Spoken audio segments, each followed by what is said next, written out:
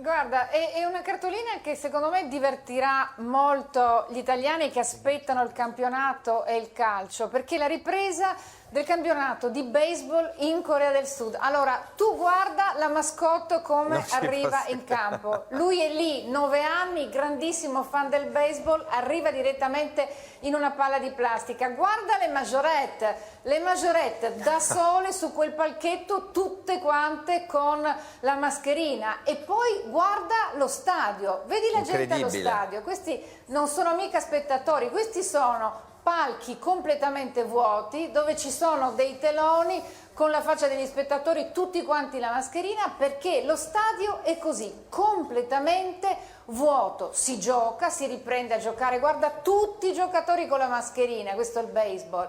Che è molto popolare in Corea del Sud. Ricordiamo, la Corea del Sud è un paese in qualche modo uscito dalla prima fase, in piena seconda fase, che decide di riprendere gli stadi, il campionato a giocare. Si gioca ma negli stadi assolutamente vuoti. Non si può, è troppo rischioso, e quindi i tifosi non potranno sedersi su quelle sedie totalmente vuote, potranno soltanto restare a casa e attraverso le telecamere guardare online, alla televisione, sui tablet, sui telefonini, le partite e tutto quello che succede nel campionato. Questo evidentemente è un sistema che forse può essere adottato in molti altri paesi per altri campionati. Grazie Giovanna, ci vediamo domani, ma prima di chiudere torno da Elena De Vincenzo per salutarla, ringraziarla di questo mare meraviglioso che ci fa vedere ancora una volta.